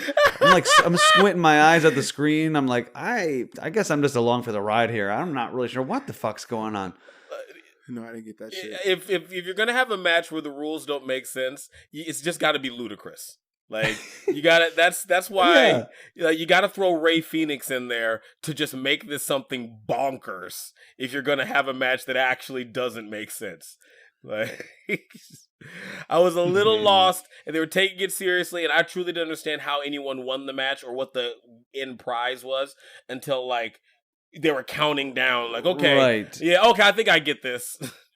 I'm all for stakes. Like, I love having matches mean something. That's all I ever want, like Survivor Series and things like that. I want there to be like, why is there a reason that we care so much? So, but this was just a little bit too convoluted for even me. I was just like, okay, so I want to win this match because if I win this match, but if I'm in third, then I'll enter third in this match. So if I want to win this, I'm just like, whoa, dude. Oh my god! I don't know about any of this. Like, but it did Candy Jack, man. I can't do that. Exact Candy Jack. It did make me like La Knight a little bit more when it was down to the three, and Cameron Grimes was trying to pay him off, and La Knight was like looking at Dexter Loomis like, it's not a bad idea. That was funny. And that's what I thought about. I was like, it's not really, because at this point, like, you're coming out in the final three. Like, that's pretty good either way. You might as well take the payday. Yeah, you know? That wasn't bad. I kind of expected somebody to take it. Yeah, and that's why I thought that's why I thought when La Knight came out afterwards, when he went out to get Johnny Gargano, I thought he was just going out to like collect the cash. Like, let me get as much of this as I can. But then he was like, I don't care about this money. I care about that. And I was like, okay, that's pretty good. No, that's good. That's good. Mm-hmm. But astute observation on the Rock stuff. What a ripoff. Yeah. Fuck LA Knight. That's appropriation, isn't it? I hate you. Oh my gosh, I'm done. I don't think you can do it because Rock stole a lot of his stuff from Ramon, so you gotta truth. Anyway, is that NXT? I think that's it. I think so. All right, let's smack it on down. The last show, and then we're going home to WrestleMania. Yeah, baby. I really didn't want to do this show last. Oh. This is your show, baby. This is your favorite show. This is the greatest wrestling show in the world today. It's normally top 2 in my week, and it was definitely my least favorite show. Wow. SmackDown killing Arium's buzz a little this week. Edge's promo was okay at first, and then he kind of got fired up at the end, and I was like, all right, you at least yelled, and I don't know, it was pretty decent. So he at least yelled. That's actually where he lost me. That's where he lost to you. So you were with him before that. I mean, I don't want to say I was with him, but like that's the part that rung the least true. Because everything I remember about Edge, I don't remember him ever saying, I am the rated. It wasn't like a battle cry. It was something that he slyly called himself while having a sex. He was a cocky, sexy, cool guy. But it wasn't something like he would like pound his chest and demand you recognize him as. He's evolving. Yeah. That's what I thought. That's kind of what I got of it. It was like, because it is what you said, JB. That was not who he was, but now it seems like it's a new declaration of a rated R superstar. I think he is, when he said I'm a Hall of Fame legend, like I really do think he was like taking a shot at like what Dave Meltzer said. Like I think that he thinks about that shit, bro. Like I think that they hear this stuff and like that shit gets to them too. And I think him not being a big draw or whatever about Dave saying that, and then like the whole storyline being Daniel Bryan having to come in and save this WrestleMania match. Like I think Edge is like, I'm a fucking beast and I'm about to show all of you. And like, so that's why it excited me. I was like, okay, you showed me something. No, different. that's for real. That is a wonderful way to take it. And that's really an exciting way to think about it. Like, I am a man you are aspired to be. You aren't Hall of Famers yet, kids. Mm-mm. You wish your careers had gone as well as mine at this point. No, I feel you. That's a great point. Yeah, and to add to that, when I think about it at the end of the day, this whole angle has been very strange to me and is not at all what I've expected, which I guess I'm grateful for, because so much of it is predictable. A lot of these storylines are leading into Mania, so to have some unpredictability is good. But this was just like the easiest, I guess, babyface story to tell with Edge. He's coming back to win the title that he never lost, coming back from an amazing recovery from an injury, yet somehow this guy's turning heel because Daniel Bryan forced his way in again. Again, we're partying like it's 2015 or whatever. Whatever the Batista year was. My high ass can't remember. Well, 14. But 14, exactly. And Roman Reigns doesn't look like the all-powerful head of the table that he once did. And Daniel Bryan has weaseled his way into this triple threat, which totally justifies this quote-unquote heel turn that Edge had.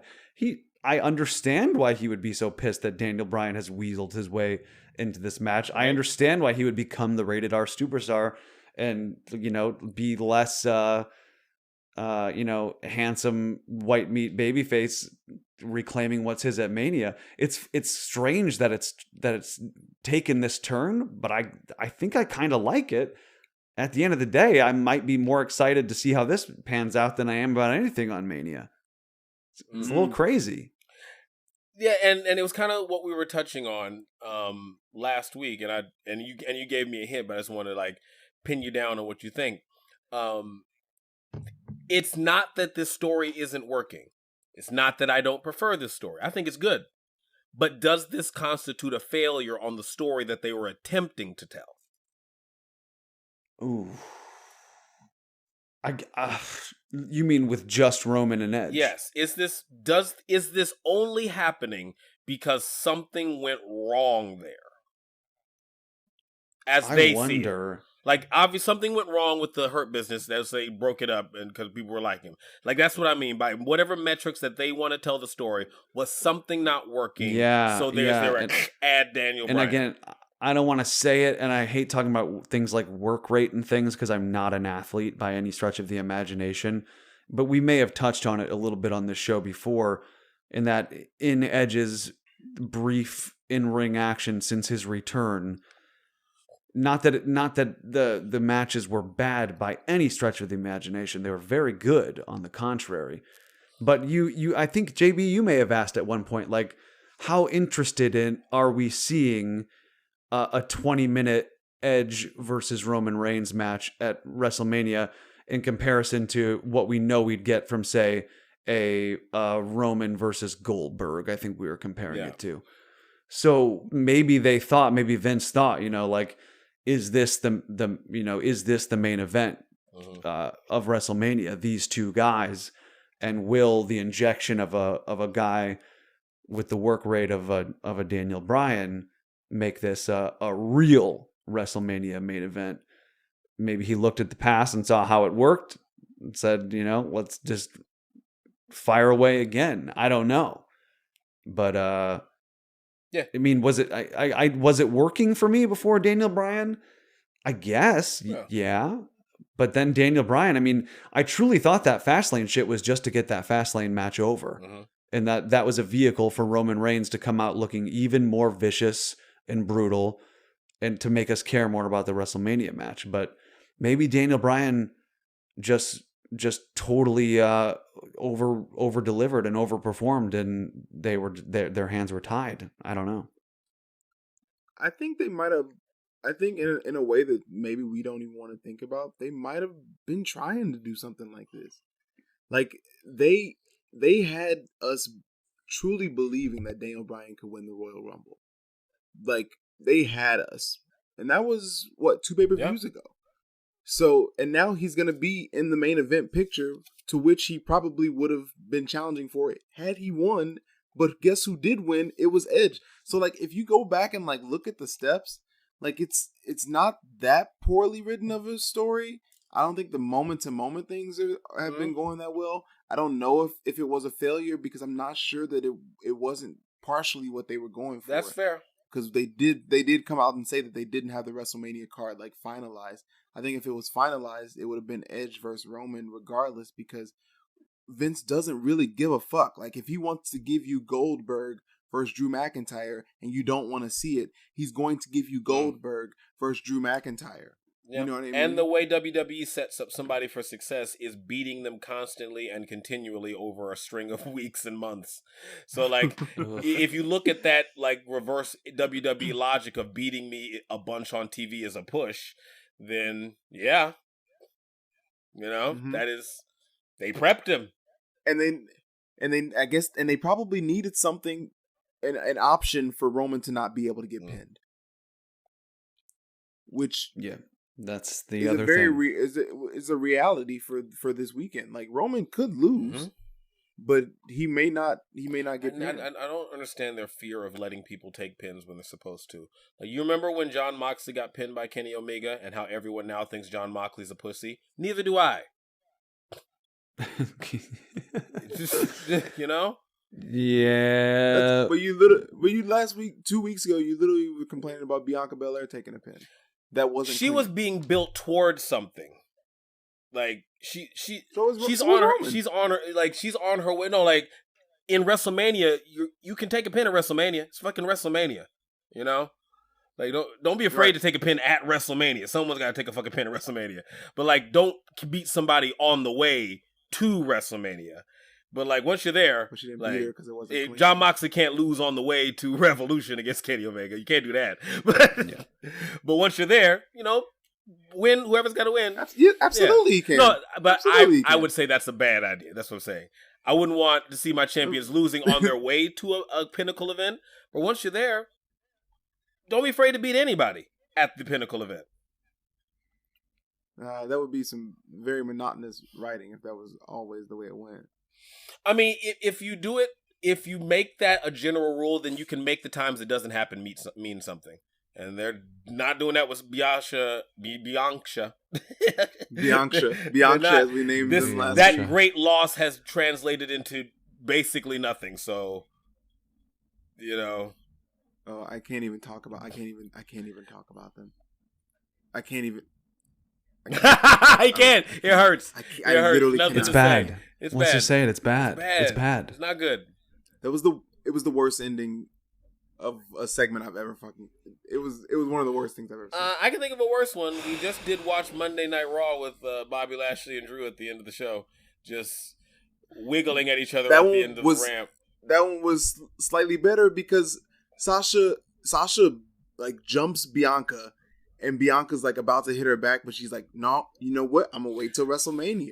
I'm not going to do nothing. I'm going to wait till WrestleMania. And then Sasha gets out the ring and she stands by the WrestleMania sign. She's like, yeah, that's right. I see you. But I am the boss. But I'm the boss. Did y'all just, she's like, but I'm the boss. But no, you're not. What the fuck? No one broke y'all up. Why are y'all not at each other's throats? You're not the boss. What are the stakes right now? You just got told what to do. Yeah. Like, God. It is nonsensical what they're doing with Sasha Banks. Like, she overpowered Sasha Banks and told her to leave, and then she did. It was. I can't. It could have been so good. That's why Charlotte's going to come in and help. You know, Charlotte not pregnant. Charlotte. Who? I mean, I honestly, if you guys have shit to talk about on SmackDown, then please go for it. But I do have a question for you guys about WrestleMania. Do it. Who do you think will? Do you have any surprise guests that you're thinking we may see? Any returns? I think there's a chance. I think there's a chance we see Becky Lynch. Oh my god! Yeah, that would be cool. I'd like to see her. Like, I mean, maybe they're saving. Yeah, go ahead. Maybe Brock. Maybe Brock. Where would you put him? Bro, I would love to see. I don't know. I think there would be this interesting thing about Paul Heyman. Like, what the fuck does he do? I think you might if you have Brock ready for a post-Mania feud, you save him for the Monday or the SmackDown after, or is it Raw? Raw, Raw after Mania. It's Raw. Yeah, you have Lashley win, and you have Brock confront him after on Raw. But if they have him, but I don't think they do at this point. Yeah, we got. No, it had to be a SummerSlam thing anyway for those two, I guess. Surprises and returns. Man, I'm trying to find where we could fit those in. But like, I want to say yes because I'm always down for to be something, right? Has to be something. Like, I mean, I think we'll see Logan Paul get physical, and that'll be a surprise. Man, will anybody get called up or? I mean, I feel like most of the surprises are going to be for Raw after Mania. Yeah. Honestly, I guess maybe Wednesday and Thursday will help us figure out some stuff.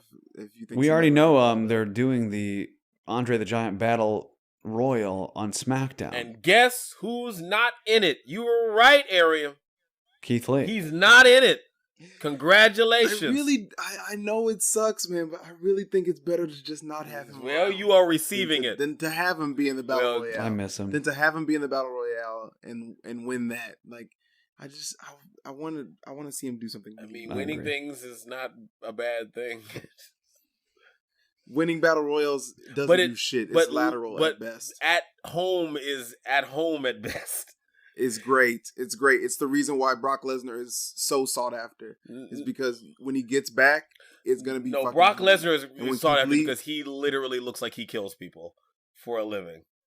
Like, fair enough. But when Keith Lee comes back on your screen, you will pop because you. And guess what? I would love to pop WrestleMania.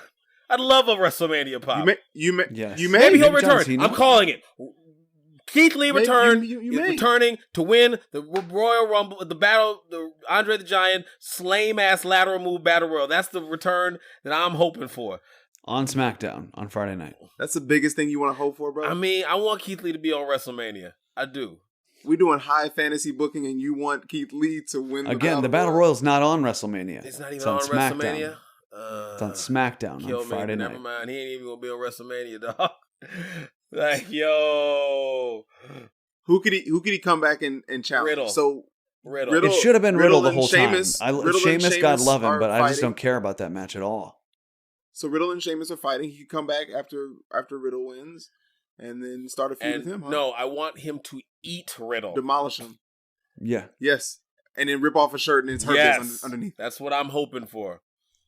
And I want him to come in, win the Andre the Giant Battle Rumble, like everything is gravy. I'm serious. Like everything's fucking gravy, and everything's happy, and he brings out the Battle Royal trophy, and he hits Riddle over the fucking head with it, and he beats him to literal high stone death on the fucking pre-show, and eats the championship, and shits out the belt, and raises it over his head, and says, I am Legion, hear me roar. That's what I'm fucking looking forward to.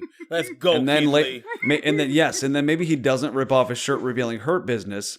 Maybe the next time you see him later on in the show, he walks into Bobby Lashley and MVP's Hurt Business dressing room, and he's got Cedric and our other boy Shelton Benjamin. Shelton on each shoulder, and he just brings them into the dressing room and fucking drops them, and is like, they didn't live up to the test.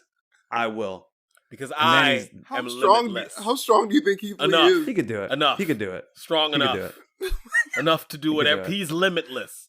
That's why I want him at fucking WrestleMania, because the man is limitless. Or maybe Friday. Yeah, maybe Keith Lee takes up Bobby Lashley's offer and takes out fucking Drew McIntyre before the match ever starts. Oh my gosh, that would be wild. That would be fucking great. Like if Keith Lee's cost, I mean, I don't want to see Dusty. I don't like Dusty finishes at WrestleMania, but like Keith Lee in some way involving himself in keeping the belt on Bobby Lashley.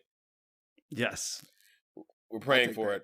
You know, we want to get Keith Lee on WrestleMania, because as we've seen with the Hurt Business, if you'd asked me a couple weeks ago, was the Hurt Business going to be on WrestleMania? I would have told you yes. So get Keith Lee on whatever WrestleMania you can get him on before Vince changes his goddamn mind. If WrestleMania, if night one ends with Bobby Lashley retaining because of a new version Hurt Business helping him do it, with like Naomi turning on Lana at some point and joining up too, or something like that, then our high booking is amazing. Our high fantasy booking here was right on, and everything will be redeemed. But I don't know, guys. But no, I like the hope that we've just given ourselves, because hope is dangerous. Let's end on the hope. Let's go with hope. Believe the audacity to hope. Oh my God! The Hurt Business will rise again. Bobby Lashley will retain.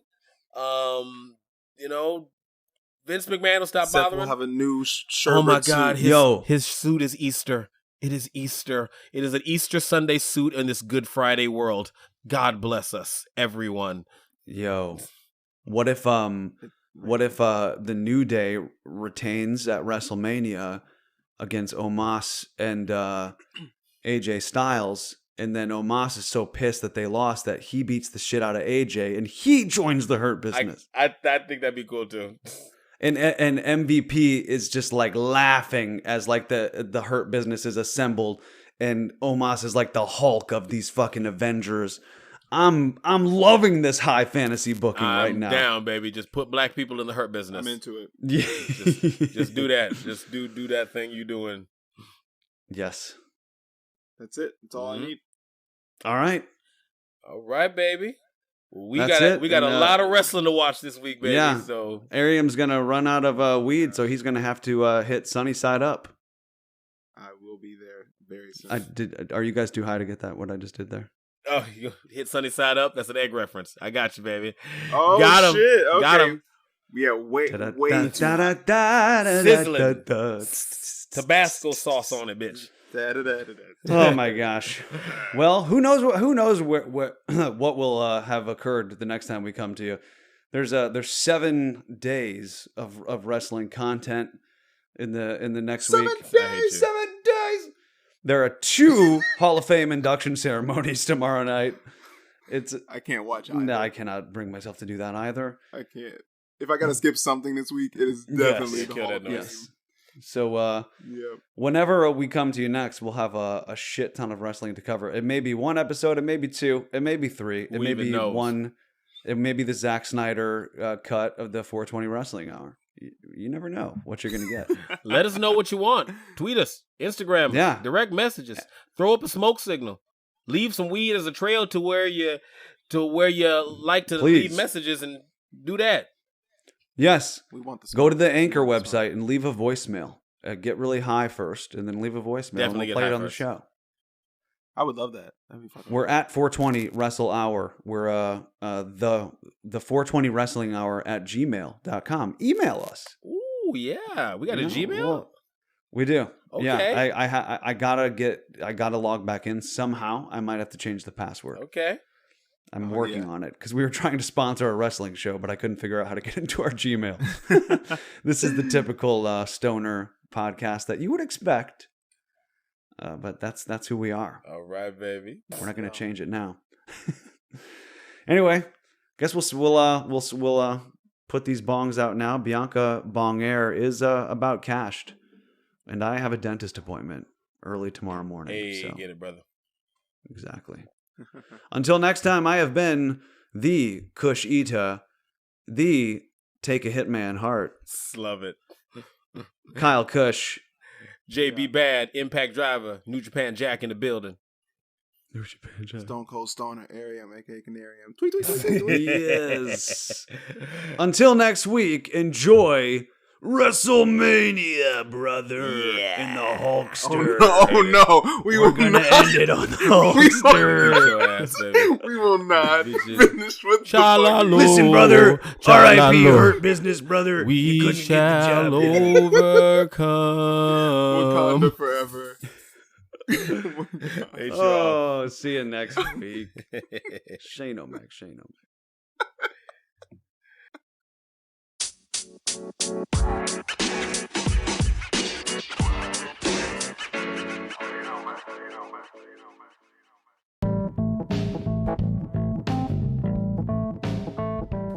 Stone wrestling fans in the house tonight. If you haven't heard about Anchor, it's the easiest way to make a podcast. Let your boy tell you why. First and foremost, it's free. Can't beat that. Also, there's creation tools that allow you to record and edit your podcast right from your phone or computer. Anchor's also going to distribute that bad boy for you so you can be heard on Spotify, Apple Podcasts, or anywhere else people are listening to podcasts. You can also make money from your podcast with no minimum listenership. It's everything you need to make a podcast in one place. So download the free Anchor app or go to anchor.fm to get started. But, maybe smoke some first.